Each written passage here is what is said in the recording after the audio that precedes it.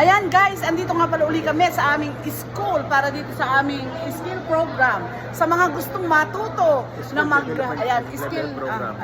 sa mga gustong matuto ng mga OFW na andito sa Riyadh, ano pa inaantay nyo? PM nyo lang ako or si Press at sigurado may matutunan kayo. At bukod doon, meron pa tayong May kape. ayan, may pakape pa. Saan pa kayo? Halika na, napakamura ng tuition fee dito. Sa loob ng 3 buwan is 300 real only. including the With uniform, and graduation, graduation fee, manual, Manual, care. Oo, all. manual. Kaya sa 300 guys, Wala nang babayaran. Wala na kayong babayaran sa loob po ng 3 buwan hanggang sa gumraduate na kayo.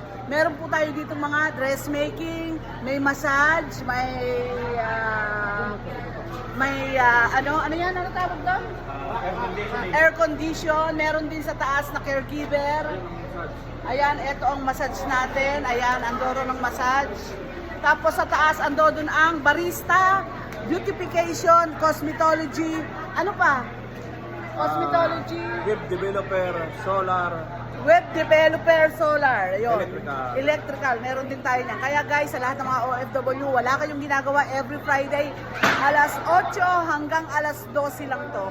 Kaya, ready for, ano na tayo? Enrollment, no? Pwede na silang mag-enroll. Okay, kaya i-indicate ko na lang dito yung aking telephone number. Pwede nyo akong tawagan or i-contact sa aking WhatsApp. Okay, guys?